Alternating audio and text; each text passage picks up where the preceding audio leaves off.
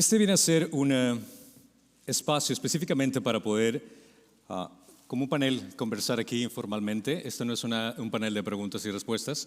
Este es un panel específicamente donde vamos a poder compartir entre nosotros y ustedes van a ser prácticamente la audiencia que va a escuchar la conversación.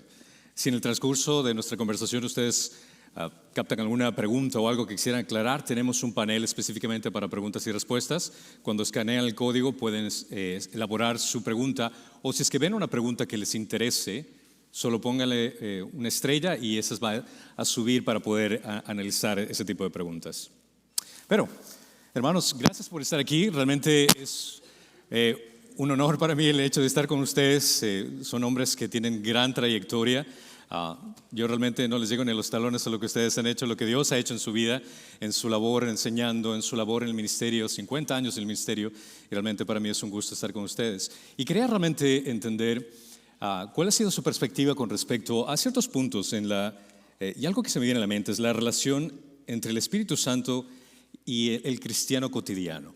¿Cuál sería, por ejemplo, para la mayoría de la audiencia, una situación en la cual dirías, así es como obra el Espíritu Santo en la vida cotidiana de cada individuo? ¿Cuál ha sido su perspectiva? Cualquiera que quisiera compartirnos.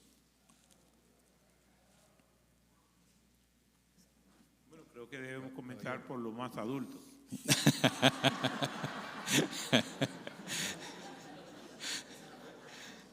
¿Se oye? Sí. ¿Se oye? Ok.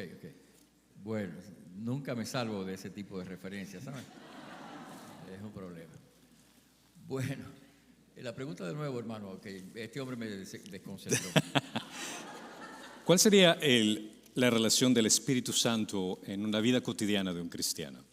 Bueno, el Espíritu Santo es decisivo a la vida del creyente. El Espíritu Santo es la presencia de Dios en nosotros, la presencia de Jesucristo en nosotros.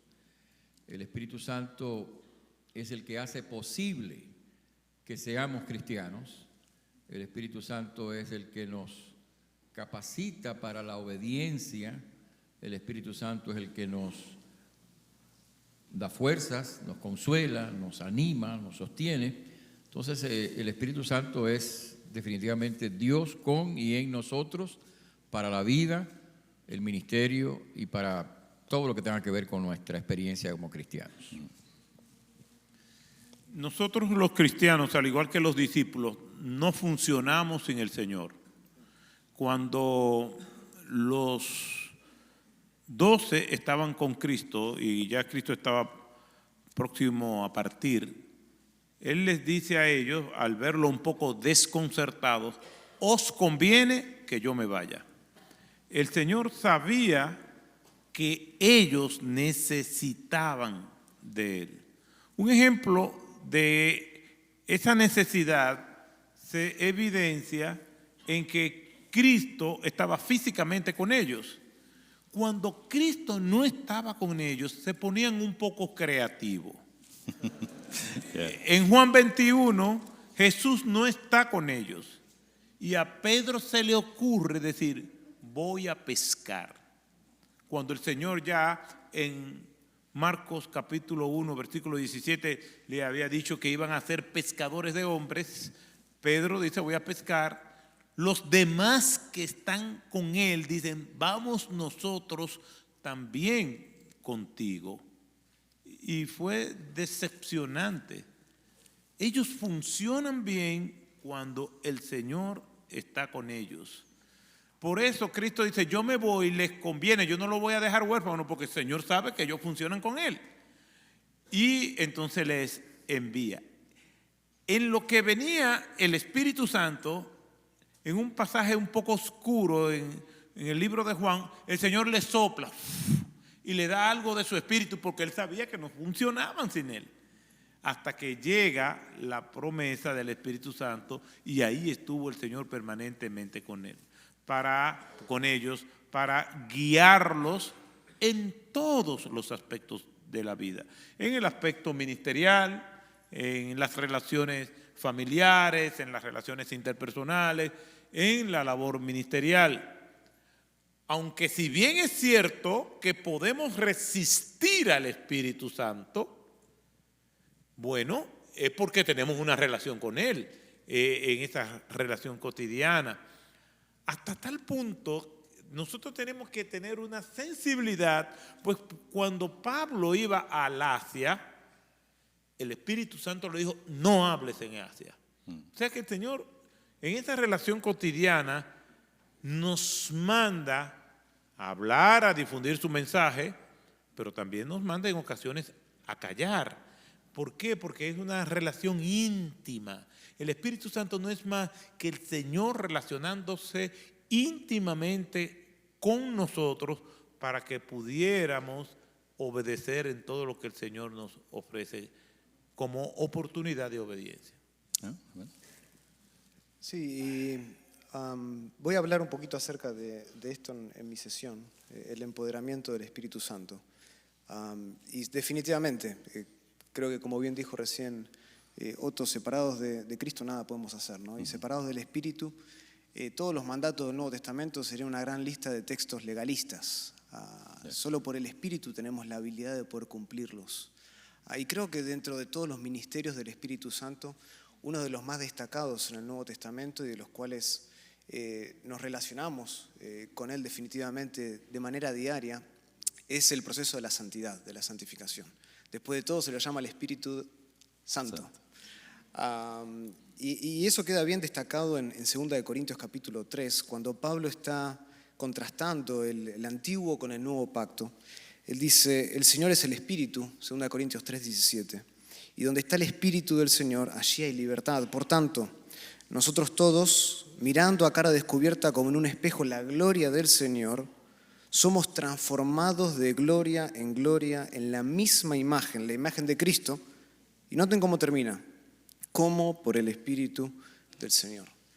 O sea, si hay algo que destaca entre todos los ministerios del Espíritu Santo es que nos transforma a la imagen de Cristo Jesús. Él nos habilita, nos da la fortaleza, nos destaca y nos trae a la memoria la verdad. ¿Se recuerdan cuando en Juan capítulo 16 Jesús dice, pero cuando venga el Espíritu, versículo 13, de verdad Él los guiará a toda la verdad, porque no hablará por su propia cuenta, sino que hablará todo lo que oyere y os hará saber las cosas que habrán de venir. O sea, el Espíritu también nos enseña la verdad, nos muestra la verdad para poder ser en ese proceso de, yo lo llamo cristoformidad, en ese proceso de transformación a la imagen de Cristo, que es la meta de la salvación.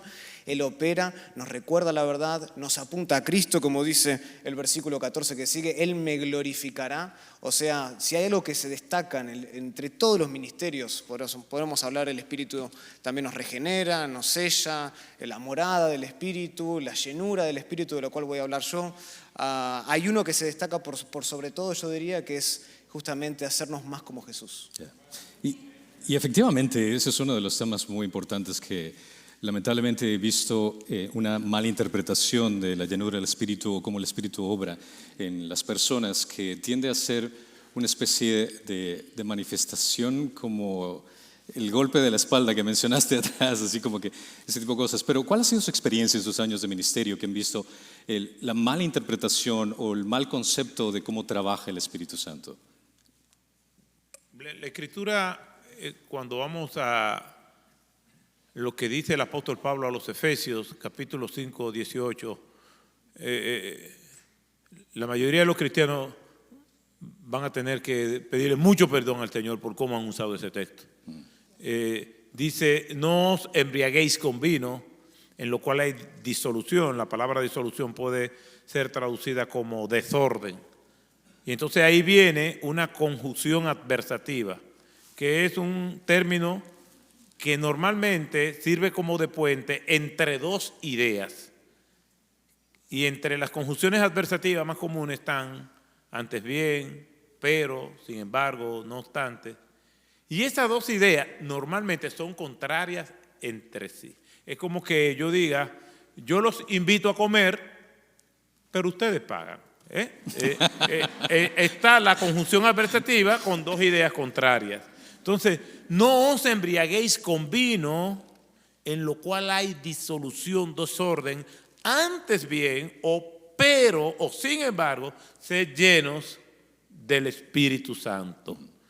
El Espíritu Santo Pues normalmente como se interpreta ese texto es que el Espíritu Santo es un fluido y que tenemos distintos niveles de fluido. Aquel tiene 1 galón, este tiene 1 litro, aquel tiene 3 milímetros y así sucesivamente. Quien tiene más del Espíritu Santo, ese tendrá más poder.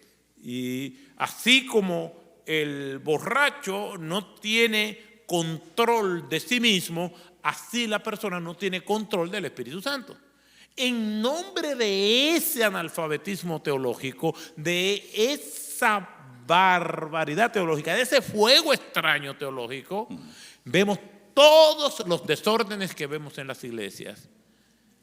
Desorden en el culto, manifestaciones que yo no dudo que son demoníacas, maquilladas del Espíritu Santo, la irresponsabilidad, el irrespeto, incluso rebajar la dignidad humana, poniendo a humanos a caminar como si fueran cuadrúpedos, haciendo todo tipo de cosas. Y no nos estamos dando cuenta de que eso es ofensivo y aberrante a la verdad bíblica.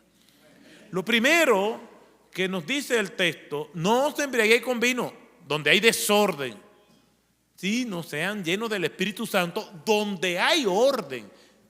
El apóstol Pablo al final de ese tratado de cómo debemos administrar el don de lengua en el contexto de la iglesia de los Corintios, concluye diciendo que debemos hacer todas las cosas decentemente y en orden. Pero eso no solamente en el culto, en la vida cotidiana, el cristiano debe andar en orden. Debemos tener esa familiaridad con el Espíritu Santo que se manifiesta en todas las áreas de nuestra vida, en la puntualidad, en cómo nosotros nos manejamos como empleados, con cuánta justicia yo manejo a mis subalternos, cómo yo soy como líder. ¿Yo apelo más a mi influencia o la gente se somete más a la posición que yo tengo como líder? Entonces, ahí, en ese capítulo 5 del libro de Efesios, donde dice, más bien se lleno del Espíritu Santo, a continuación da una serie de presentes continuos que lo que describe cómo nosotros somos llenos del Espíritu Santo. En otras palabras, se puede traducir ese texto como siendo llenos del Espíritu Santo. O sea, llenarse del Espíritu Santo no es que estamos en esta conferencia, salí lleno y después tengo que, a medida que va pasando los días, llenarme otra vez, entonces buscar otra conferencia, buscar algo por ahí, como si nosotros fuéramos un vehículo que se nos inyecta combustible. O, para usarlo en términos más contemporáneos, conectarnos para llenarnos de corriente porque somos ecológicos y usamos Teslas. ¿Ve? Entonces, es ser obediente, porque a partir del versículo 19 dice cómo nosotros nos mantenemos, como la traducción correcta es siendo llenos. Entonces, ¿cómo yo me mantengo siendo lleno? Cantando entre vosotros con himnos y cánticos espirituales, dando gracias a Dios por todo, sometiéndonos unos a otros al Señor. Los esposos atendiendo bien a sus esposas, los esposos, las esposas siendo sujetas a sus maridos, los codazos son válidos, los hijos sujetos a sus padres, los padres no provocando a hijos a sus hijos, teniendo buenas relaciones obreros patronales, así sucesivamente. Yeah. Es decir, que mantenerse lleno del Espíritu Santo es mantenerse sensible al orden del Espíritu Santo en nuestras vidas por el conocimiento de la palabra. Una persona que no conozca la Escritura no va a ser lleno del Espíritu Santo. En otras palabras, lo que yo hago es, leo la verdad bíblica, la memorizo, la guardo en mi corazón y el Espíritu Santo se encarga de yo recordarme de ella y me guía para que yo la aplique. Amén. Amén. Solamente subrayar que todo creyente, que lo es realmente, tiene el Espíritu Santo. Porque puede ser, no, quizás en este auditorio no hay nadie que piense lo contrario, pero hay personas que... Pero es posible que sí. ¿Quién sabe? Hay personas que piensan que hay un creyente que no tiene el Espíritu Santo. Entonces no puede ser, es una contradicción. Romanos capítulo 8, Pablo está hablando y dice, mas vosotros, verso 9, no vivís según la carne, sino según el Espíritu, si es que el Espíritu de Dios mora en vosotros. Pero luego añade, y si alguno no tiene el Espíritu de Cristo, no es de él. Quiere decir que si nosotros somos de Cristo, tenemos el Espíritu Santo. No hay tal cosa como un creyente cristiano que lo sea de verdad que no tenga el Espíritu Santo. Todos somos templo del Espíritu Santo. Todos tenemos el Espíritu Santo en nosotros y eso es lo que hace posible que seamos realmente obedientes en el camino de Dios.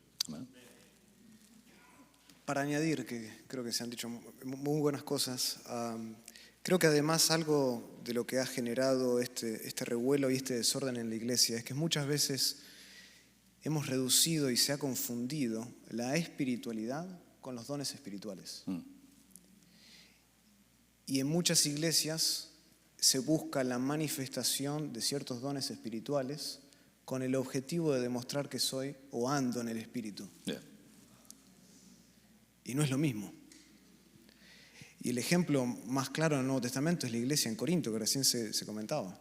Pablo, cuando abre la epístola en el capítulo 1 de 1 de Corintios, él dice, gracias doy a mi Dios siempre por vosotros, versículo 4, por la gracia de Dios que os fue dada en Cristo Jesús, o sea, les está hablando a creyentes, porque en todas las cosas fuisteis enriquecidos en Él, en toda palabra y en toda ciencia, así como el testimonio acerca de Cristo ha sido confirmado en vosotros, de tal manera que nada os falta en ningún don. O sea, que cuando uno recibe al Espíritu Santo, cuando uno se convierte en el Evangelio y es un creyente, recibe el Espíritu Santo, pero también recibe un don, por lo menos uno. Lo que creo que pasa en muchas iglesias es que se buscan estas manifestaciones de los dones para decir, miren qué espiritual que soy. Yeah. Y lo que estaba pasando en la iglesia en Corinto es que a pesar de que habían recibido el Espíritu Santo y habían recibido los dones, estaban andando desordenadamente, desenfrenadamente. Estaban dando lugar a la carne. Yeah. Entonces, no podemos confundir las dos cosas. La espiritualidad no se mide sobre la base de las expresiones de los dones espirituales. Se mide sobre el fruto del Espíritu, sobre Gálatas capítulo 5, el amor y toda esa lista que vemos ahí. Se mide sobre la base de cuán uno es semejante a Cristo, ¿no? Se mide en el orden, se miden tantos factores, se miden, como recién se mencionaba en Efesios 5, ¿sí? La relación entre esposos con sus esposas y así sucesivamente, los hijos, en el trabajo, ¿no?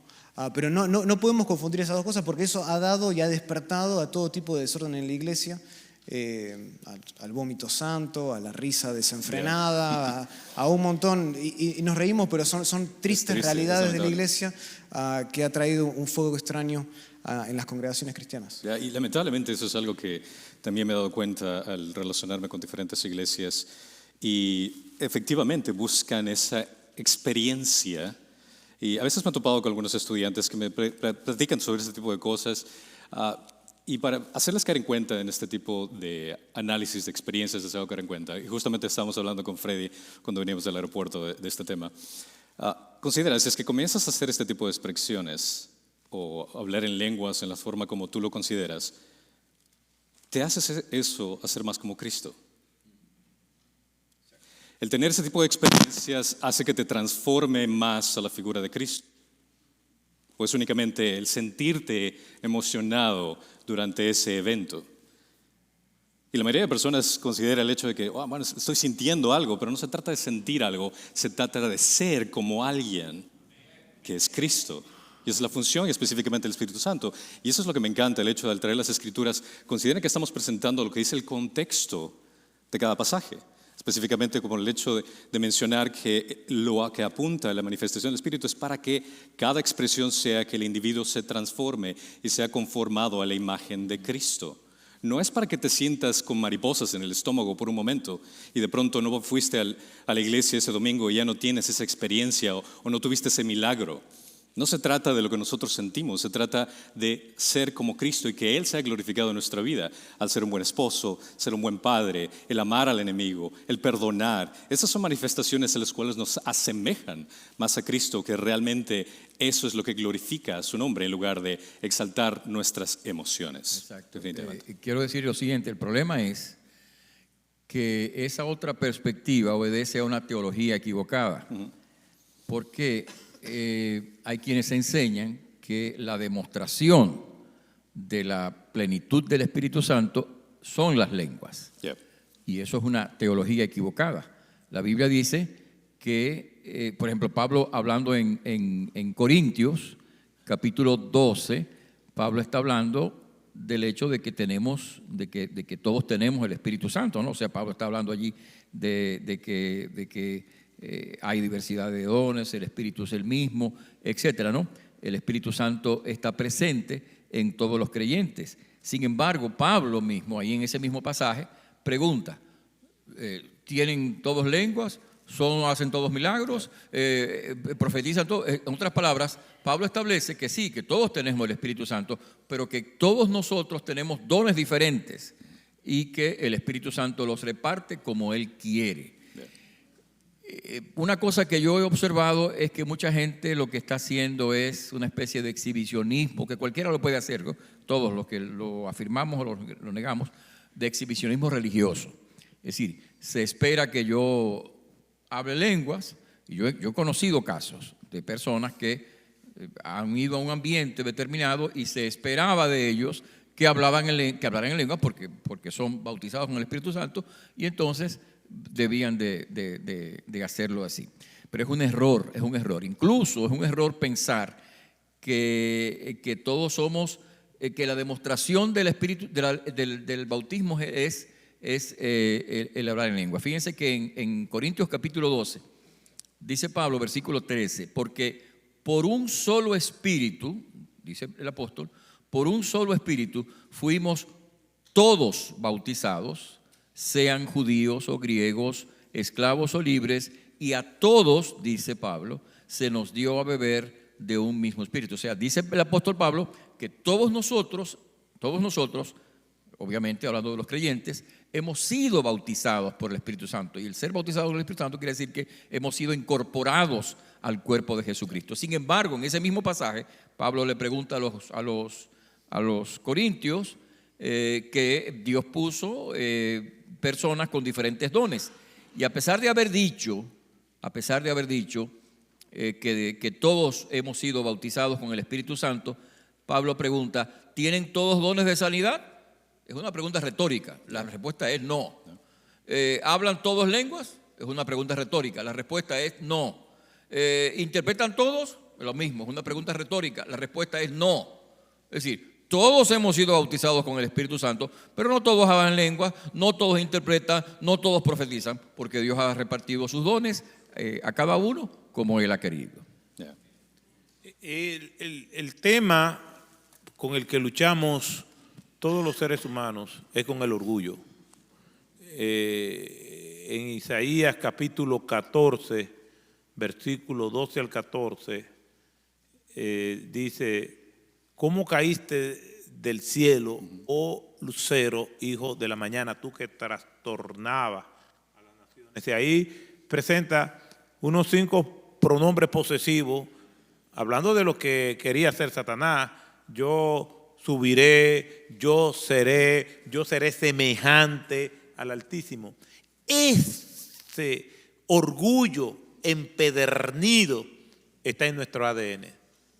Nosotros queremos reconocimiento. Yo quiero reconocimiento. Y yo digo, no, todo es para la gloria de Dios. Pero si nadie me felicita, ahí estoy yo con la amargura. Me pongo bravo. Sí, me siento molesto. No es para la gloria de Cristo. Eso está ahí. Lo malo no es sentir esa sensación, porque es inevitable de que en algún momento la sintamos. Entonces, ¿cómo canalizamos eso? Recuerden que Satanás tiene una lucha cósmica con Dios. Y nosotros somos enemigos de Dios, de Satanás, porque Satanás es enemigo de Dios. En el momento que el Señor nos adopta como sus hijos, nos constituimos en enemigos de Satanás.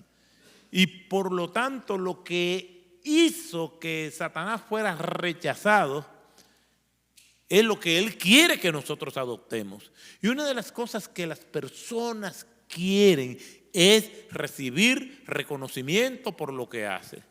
Y si eso que nosotros estamos haciendo lo podemos maquillar de espiritualidad, entonces nos vamos a salir con la nuestra.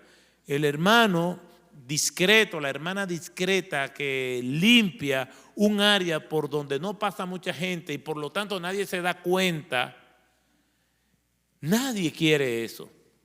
Todo el mundo quiere plataformas donde pueden ser vistos. Yo estaba hablando hace unos días con un artista muy conocido y él me decía, mira, para mí lo más importante no es el dinero, es la ovación de la gente.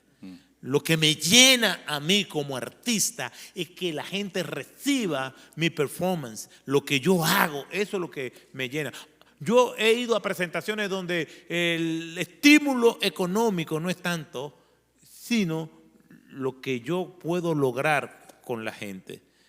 De igual manera aparece eso en las iglesias. La gente quiere hacer cosas para ser vista por los hombres. Y donde eso gobierna es porque estamos resistiendo al Espíritu Santo. Y eso se ve en todas las áreas. Las personas dicen, yo entiendo que el Señor me está llamando a tal cosa, pero eso a lo que ellos entienden que están siendo llamados nunca es menor ante los ojos humanos, siempre es mayor. Y perdóneme, me voy a atrever a decir algo, y cuando digo perdóneme es porque yo sé que voy a ofender gente.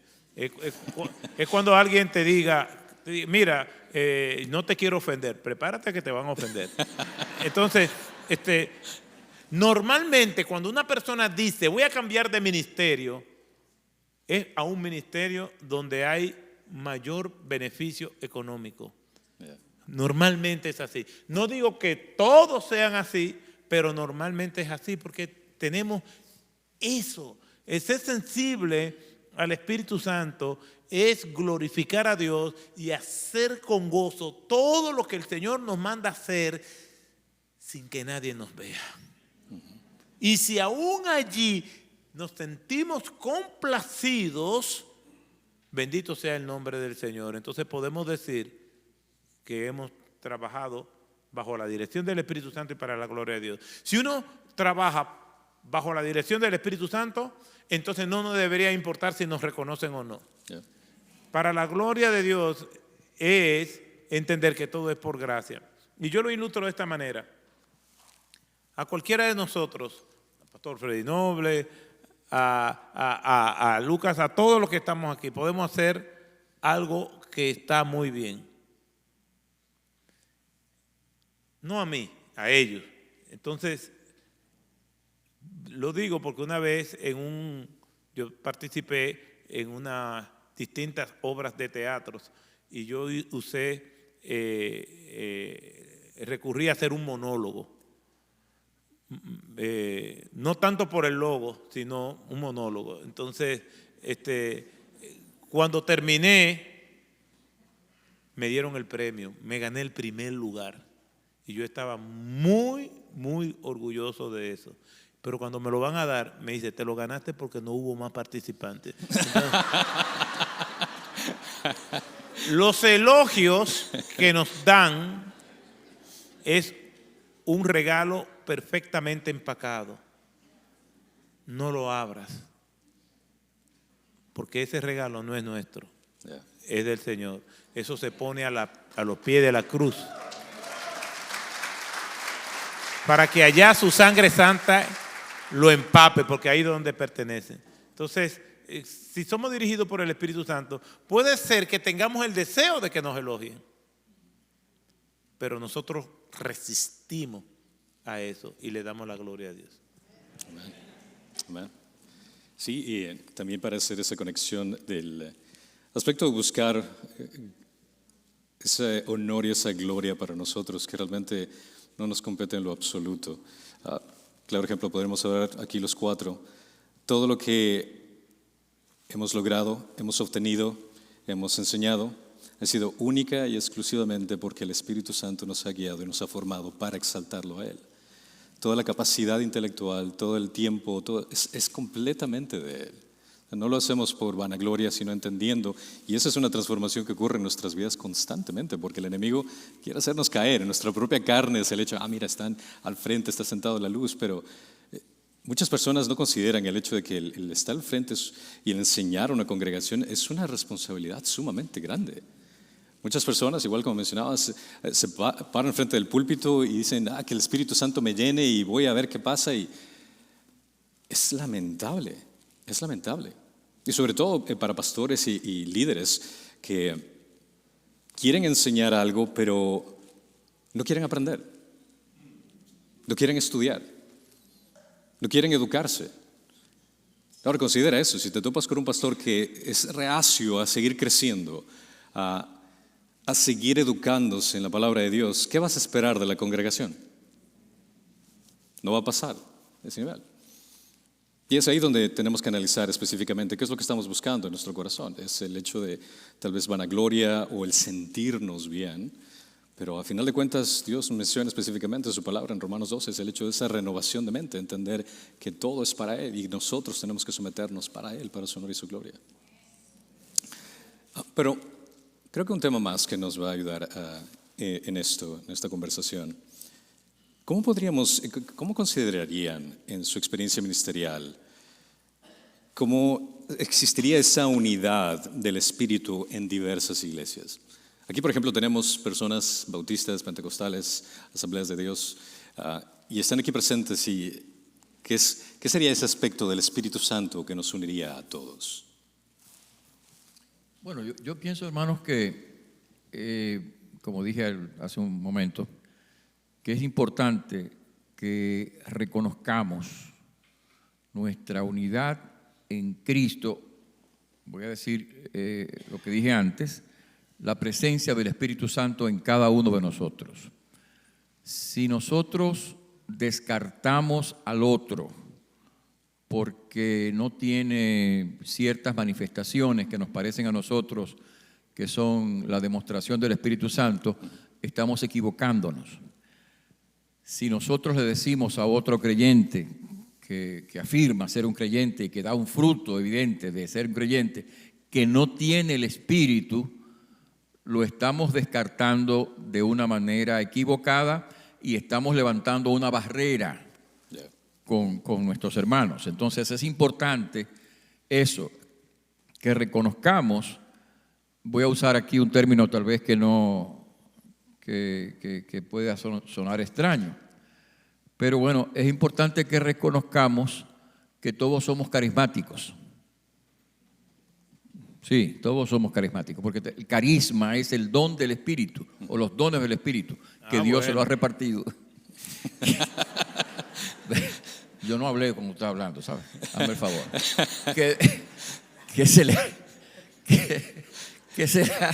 Que aclare, porque Me interrumpe, no puedo hilvanar los pensamientos. es que puede haber una Me persona interrumpe. grabando ahí, Diego, todos somos carismáticos y yo estoy al lado de usted. Si yo no estuviera al lado de usted, yo no dijera. Él principalmente es carismático. Entonces, o sea, todos tenemos el Espíritu Santo. Es importante recordarlo y reconocerlo. Me afirmo de nuevo en lo que dice Pablo aquí. Si alguno no tiene el Espíritu, no es de él. Entonces, si usted le dice a un creyente que no tiene el Espíritu, le está diciendo que no es de él. Entonces, es importante que todos entendamos eso. De cualquier denominación que vengamos, si estoy detrás de la cruz de Jesucristo, tengo el Espíritu. Si tengo el Espíritu y estoy detrás de la cruz de Jesucristo y tú lo estás también, tú eres mi hermano. Y por lo tanto, tú y yo podemos fomentar la unidad del Espíritu. Es importante que entendamos que no se trata de unidad organizacional, se trata de unidad espiritual, la unidad en Jesucristo. Lucas. Antes de que salte del otro, si no te gana el tiempo, dale. Yo quiero decir algo, que como estamos hablando de esa cotidianidad, aún nuestro servicio al Señor, lo tomamos como algo normal, pero nuestro servicio al Señor es un servicio al Espíritu Santo. Hechos 5 es un pasaje que antes de que vayamos a hacer cualquier cosa para el Señor debemos leerlo. Ananías y Zafira. Y ahí se usa dos términos. Ellos estaban haciendo algo correcto y era traer una ofrenda. Estaban haciendo algo correcto. Su trabajo en sí no era malo, lo malo era su actitud. Y hay dos textos que se usan en Hechos capítulo 5, y el primero es el versículo 3. Y dijo Pedro a Ananías: ¿por qué llenó tu corazón para que mintieses al Espíritu Santo? Cuando yo miento a alguien en la iglesia, en el servicio, en mis relaciones cotidianas, estoy mintiendo al Espíritu Santo. Porque me estoy resistiendo a que el Espíritu Santo nos guíe a la verdad. Me estoy resistiendo a algo que Él está haciendo y le estoy mintiendo. No es una simple persona. Y eso es espeluznante. Porque no hay mentiras blancas. Y yo no sé por qué es que le dicen a las mentiras malas negras. Y el versículo 9 dice: y Pedro le dijo a doña Zafira: ¿por qué conviniste intentar al Espíritu Santo? Es un desafío. Es poner a prueba el Espíritu Santo. Una mentira, algo parece trivial, porque ellos estaban dando una cantidad considerable de dinero. Pero ¿qué dinero va a impresionar al dueño del universo? ¿Qué acción, por altruista que sea, va a impresionar a Dios? Puede impresionarnos a nosotros. Por ejemplo, si alguien quiere darme $1 millón, yo me voy a impresionar, démelo. Pero no Dios. Tenemos que tener cuidado. Nuestro servicio al Señor, venir y decirle: hermano, los amo tanto. O hermano, estoy sacrificándome para dar un servicio a Dios. Si eso es mentira, tenga cuidado. Alguien dice: bueno, gracias al Señor que el Señor no mata como antes. No, Dios sigue matando como antes. Lo que no sabemos cuáles son los motivos. Tampoco vamos a hacer un censo. Wow, el hermano fulano murió en un accidente, pero ¿cómo era su vida? No, eso no es jurisdicción nuestra. Pero qué bueno, Cristian, que trajeron este tema, porque esto es un tema crucial, porque tiene que ver con el día a día. Porque el Señor está con nosotros, pero es por medio de su Espíritu que nos está dirigiendo y podemos resistirnos. Y la palabra de Dios nos da muestras indubitables de que el Espíritu Santo, al igual que Dios, es el mismo ayer, hoy y por los siglos. No cambia.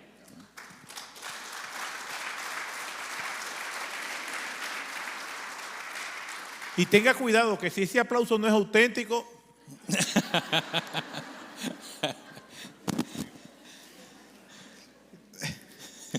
Volviendo a la pregunta. Creo que aquí es importante distinguir y definir lo que es la iglesia universal de la iglesia local, o la iglesia invisible de la iglesia visible. Por iglesia universal o iglesia invisible queremos decir, son todos aquellos, uno cuando es un creyente, cuando ha rendido su vida al Señor, cuando pertenece a Cristo por los méritos de Cristo en la cruz, es parte de esa iglesia, de esa sola iglesia. Y era el texto que habías leído tú, Freddy, antes, en 1 Corintios capítulo 12, porque así como el cuerpo es uno y tiene muchos miembros, pero todos los miembros del cuerpo, siendo muchos, son un solo cuerpo, así también Cristo. Hay un solo cuerpo, pero a pesar de que hay un solo cuerpo, después en el mundo, acá en la tierra, tenemos varias iglesias visibles, ¿sí? Y acá quiero leer otro pasaje que creo que es importante, es el de Efesios 4. cuando hablamos de la diversidad y la unidad. Porque en Efesios capítulo 4, Pablo dice: yo pues preso en el Señor, os ruego que andéis como es dignos de la vocación con que fuisteis llamados, con toda humildad, mansedumbre, soportando con paciencia los unos a los otros en amor, solícitos en guardar la unidad del Espíritu en el vínculo de la paz. O sea, si hay alguien que genera unidad, es el Espíritu. Nosotros como creyentes no estamos llamados a generar unidad artificialmente con personas que piensan completamente diferente a nosotros o que van en contra de la Biblia. Hay que tener mucho cuidado. La unidad del Espíritu la genera el Espíritu, Él es la fuente. Y después queda claro por lo que dice Pablo: un cuerpo, un Espíritu, como también fuiste llamados en una misma esperanza, un Señor, una fe, un bautismo, un Dios y Padre de todos, el cual es sobre todos y por todos y en todos. O sea que hay unidad en el Espíritu, en el sentido de que una vez que nosotros hemos sido bautizados en el cuerpo de Cristo, hemos sido unidos a Él, pertenecemos a esa iglesia universal. Habiendo dicho eso, eso no significa que yo después tengo unidad con alguien que pertenece, por ejemplo, a la Iglesia Católica. No, porque ellos no han sido bautizados en el cuerpo de Cristo. No es lo mismo. Y con esto también quiero aclarar el otro hecho. Nosotros no generamos la unidad, nosotros reconocemos la unidad que el Espíritu genera. Correcto. O sea, que si usted está en una iglesia donde la sana doctrina no se enseña verdaderamente, donde el Espíritu de Dios no es exaltado, sino que es degradado, y donde a usted no se lo está llevando a un perfeccionamiento a la imagen de Cristo Jesús, usted tiene que realmente preguntarse si está en el lugar indicado, si está en el lugar correcto. No significa, porque yo pertenezco y yo hice una confesión de fe, entonces me puedo quedar en mi iglesia, la que fundó mi papá y ahora mi abuelo también, y es todo un monopolio familiar y nos reunimos en mi casa. Si usted no está creciendo, usted debe preguntarse eso. Porque el fruto del Espíritu es llevarlo a crecer en la cristoformidad. De lo contrario, si solamente nosotros seríamos llamados a fundar iglesias por todos lados y todas las iglesias son iguales, ¿no? Y hay unidad en el Espíritu y no importa y no tenemos discernimiento, entonces las epístolas del Nuevo Testamento no existirían.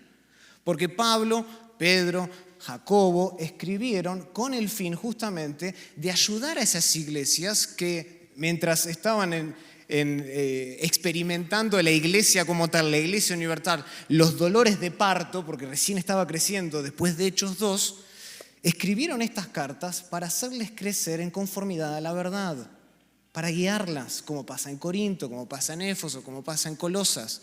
Entonces, sí, amén, pertenecemos y realmente somos nuevas criaturas en Cristo Jesús, pertenecemos a la iglesia universal, sí, amén a eso.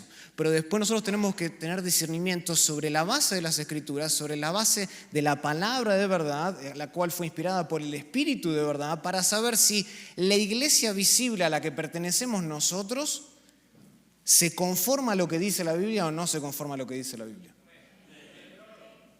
Y algo para añadir en ese punto muy importante es, al enseñar hermenéutica, por ejemplo, me he topado con estudiantes que al darles las herramientas de cómo leer las Escrituras en contexto, lo que el autor tiene en mente, y al profundizar las Escrituras, llegan a la conclusión y analizar de lo que se enseña si realmente es doctrinal o no lo es. Y eso es algo que aconsejo a todos, en cualquier iglesia donde te encuentres. No esperes a que únicamente llegues a comer espiritualmente los domingos en la iglesia. Tienes que comer todos los días, pero tú tienes que prepararte el alimento espiritual al ir a la palabra de Dios y al dejar que la palabra de Dios te diga quién es Él. No trayendo esa prenoción de este es el concepto que tengo de Dios y hacer una eisegesis donde tú pones la idea dentro del texto, sino siendo humilde, Señor, ¿qué es lo que el texto dice? ¿Qué es lo que el autor tuvo en mente para la audiencia original? Y es por eso que también cuando se enseña hermenéutica y les cuesta escuchar esta parte que la Biblia no fue escrita para ti. La Biblia fue escrita por autores que fueron inspirados a una audiencia específica Y tienes que entender cuál es el propósito que se dio en ese entonces para poder sacar una interpretación correcta y el principio teológico que cruza el puente para nosotros. Porque el momento que tú comienzas a leer la Biblia como diciendo fue para ti, comienzas a sacar promesas de donde no hay, comienzas a tergiversar las escrituras, pero analizar lo que dice el texto, analizar lo que considera el autor, analizar el contexto en general, analizarlo con otras cartas, el mismo autor, puedes llegar a entender cuál es la verdad que Dios enseña. Y a pesar de que muchos van a las iglesias y se dejan alimentar, lamentablemente se dejan mal alimentar en ciertos casos porque no toman el tiempo de indagar en el texto. Aquí están viendo grandes teólogos que presentan las escrituras y no sé si escucharon una y otra vez que están enfatizando el contexto. Esto es lo que dijo Pablo, no solo tomando un versículo. Y ese es un consejo que le doy siempre a mis estudiantes. Nunca leas un versículo, porque es ese texto sacado de contexto que crea un pretexto. Siempre analiza todo lo que se menciona. Y al entender el panorama completo puedes entender ciertos detalles que menciona el autor. Es por eso que siempre te recomiendo de leer toda la carta, todo el Evangelio, en sí tener esa idea general para cuando descansas o quieres estudiar un pasaje, respetas lo que el autor tuvo en mente para la audiencia original y así puedes interpretarlo de una forma apropiada.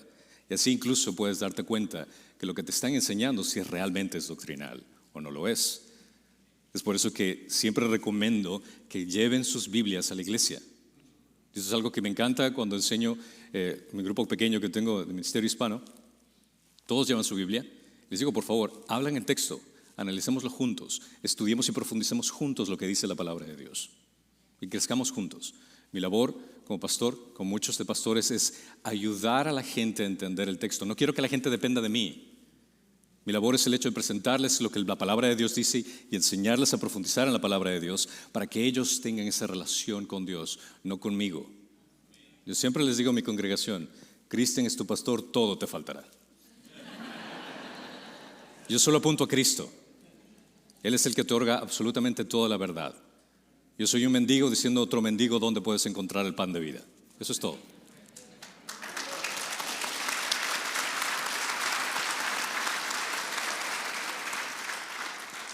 Bueno, espero que hayan disfrutado este panel. Vamos a tener más adelante un panel de preguntas donde ustedes van a poder mandar preguntas, tal vez algún tema que quieran cubrirse.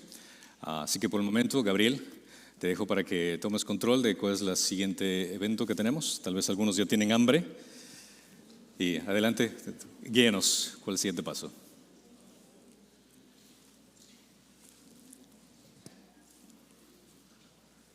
Démosles las gracias nuevamente con un aplauso a nuestros hermanos.